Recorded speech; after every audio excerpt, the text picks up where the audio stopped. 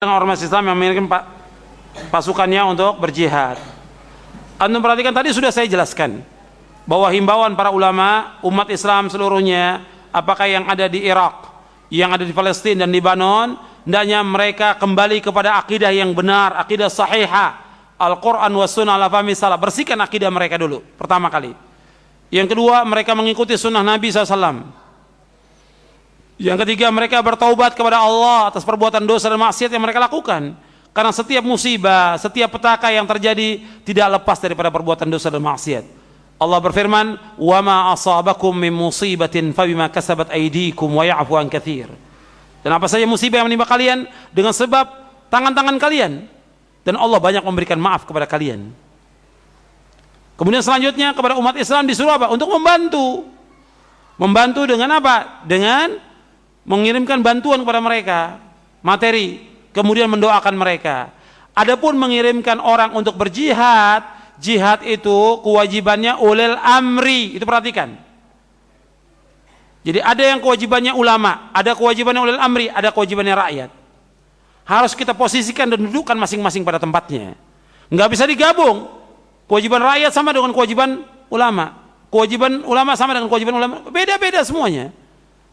Dan jihad ini dalam kitab-kitab akidah dijelaskan bagaimana? Al-jihadu madhin ma'wulatil umuri abraran kanu am fujjara. Bahwa jihad itu tetap berlaku sepanjang masa sampai hari kiamat, jihad itu berlaku. Bersama ulil amri. Apakah ulil amrinya itu baik atau mereka jahat? Atau mereka zalim? Jadi jihad bersama ulil amri, enggak ada jihad afrad, individu, tidak ada. Bersama ulil amri. Ulil amri yang bertanggung jawab tentang masalah ini. Dan itu yang dilakukan oleh Rasulullah dan para sahabat yang demikian, dan juga para khulafaur rasyidin. Bagaimana pendapat firqah atau jamaah yang mengatakan tentang adanya baiat kepada imam dengan dasar para sahabat membaiat Abu Bakar, Umar, Uthman, Ali. Jadi sekarang harus ada imam. Siapa yang mengharuskan dan siapa yang mewajibkan? Justru dengan adanya itu akan memecah belah kaum muslimin. Satu kelompok umpamanya 1000 orang angkat imam, kelompok lain nggak setuju, saya nggak setuju imamnya ngerokok, saya nggak setuju. Akhirnya keluar. Satu lagi angkat baiat, oh, saya nggak setuju imamnya nggak pakai jenggot, keluar lagi. Satu lagi nggak setuju, imamnya nggak sholat jamaah di masjid. Terus seperti itu. Imamnya musbil, isbal imamnya. Akhirnya bikin jamaah terlalu banyak, jamaah ini. Ini membawa kepada kesesatan, firqah. Justru yang ada, kata Nabi apa? Kepada Nabi menasihati Hudzaifah bagaimana? Bagaimana? Kalau sudah tidak ada jamaah, nggak ada artinya imamatul uzma belum ada sampai hari ini, imamatul uzma. Nggak ada khalifah yang kita bayar. Bagaimana? Apa? Fa'tazil tilkal firaqa kullaha. Tinggalkan semua firqah, tinggalkan semuanya. Bukan malah bikin kelompok, bikin jamaah. Ini yang ada sekarang ini jamaah yang sesat. Firqah yang sesat, baiat yang bid'ah. Ya, apakah jamaah muslimin, Islam jamaah, NII atau Islam apa yang lain-lain? Banyak sekali firqah yang lain. Apakah Ikhwanul Muslimin, Hizbut Tahrir, Jamaah Tabligh, Laskar Jihad atau yang lainnya? Yang mereka bikin kelompok baiat. Ini sempalan semuanya. Nggak ada. Kalau orang-orang nggak senang, bikin lagi jamaah yang baru. Jadi kita satukan kepada pemahaman yang benar. Bagaimana pendapat para ulama? Kita tanya. Bukan kita tidak tanya, kita tanya kepada para masyayikh, para ulama. Bagaimana tentang jamaah ini? Jawaban masyayikh semuanya, jamaah ini jamaah yang memecah belah kaum muslimin, firqah yang sesat, baiat yang beda. Jawaban mereka seperti itu. Apakah Syekh bin Baz, apakah Syekh Albani, apakah Syekh Utsaimin, semua jawabnya seperti itu. Tentang jamaah-jamaah yang ada, memecah belah umat. Kepada muridnya juga kita tanya, kepada murid-muridnya. Artinya sudah ditanyakan oleh yang lainnya, thalabatul ilmi yang lain sudah bertanya. Kemudian kepada murid-muridnya, kepada murid-murid syekh kita tanyakan juga tentang firqah yang ada, jamaah baiat ini. Kata mereka tidak ada. Tidak ada. Justru itu memecah belah kaum muslimin. Kembalikan umat kepada Al-Quran wa sunnah ala fahmi salaf. Jangan bikin kelompok baiat ini. Jadi baiat yang ada kepada khalifah, kepada imamatul uzma. Dan nggak bisa dicontohkan dengan kejadiannya Khalifah Abu Bakar, Umar. Umat bersatu semuanya, dan semuanya baiat. Nggak ada yang tidak baiat, semuanya baiat. Kalau seandainya pun ada sebagian tidak baiat, kemudian setelah itu mereka baiat. Tapi semuanya membaiat dan satu umat Islam ini. Kalau sekarang tidak ada jamaah yang satu seperti itu, tidak ada. Umat terpecah ke seluruh dunia. Dan kalau antum perhatikan juga dari jamaah-jamaah itu, mesti mereka menganggap dirinya paling baik. Kalau orang yang tidak masuk jamaahnya berarti apa? Sesat, kafir.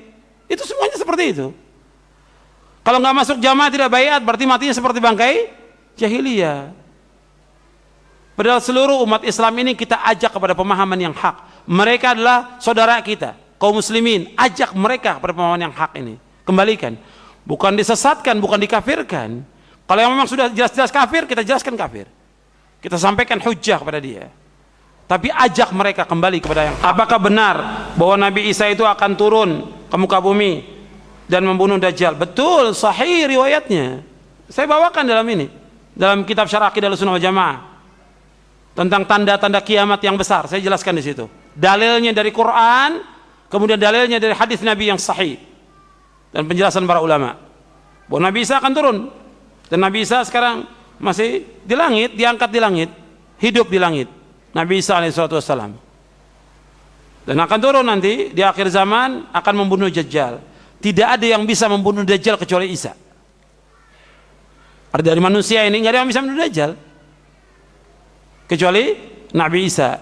Makanya ketika terjadi Ibnu Sayyad di zaman Nabi, ya, tentang Ibnu Sayyad yang diduga sebagai Dajjal, ada seorang sahabat akan bunuh.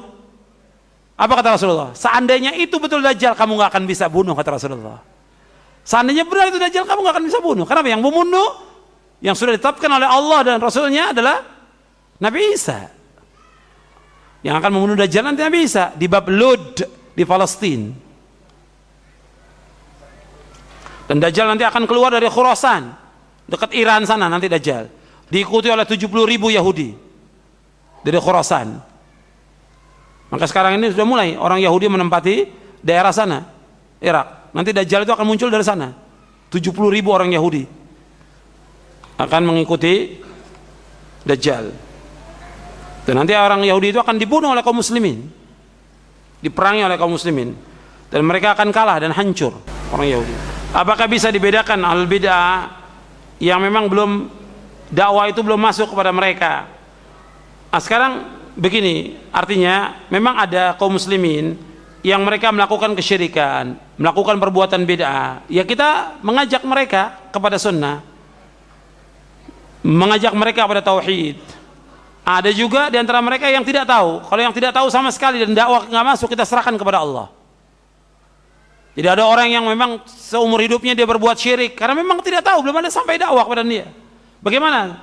Ya kita kembali kepada ayat Al-Quran dalam surah Al-Isra, wa ma kunna mu'adzibina hatta nab'atha rasula, dan kami tidak akan mengadab satu kaum sampai mereka diutus seorang rasul. Jadi tentang masalah ini tetap harus ada hujjah. Kita mengatakan orang itu dikatakan musyrik kafir harus ada hujjah. Kalau mereka tidak tahu, ya ada uzur. Maka dalam ajaran Ahlus Sunnah itu ada al-uzru bil jahl. Uzur karena kejahilan, uzur karena kebodohan, uzur karena ketidaktahuan. Saya ambil contoh, ya seorang sahabat yang datang dari Syam, datang kepada Nabi langsung sujud. Sujud kepada selain Allah, kufur. Kufur, keluar dari Islam. Tapi karena ketidaktahuan, ada uzur. Nabi nggak menyuruh dia untuk bersyahadat lagi. Kata Nabi, kalau seandainya boleh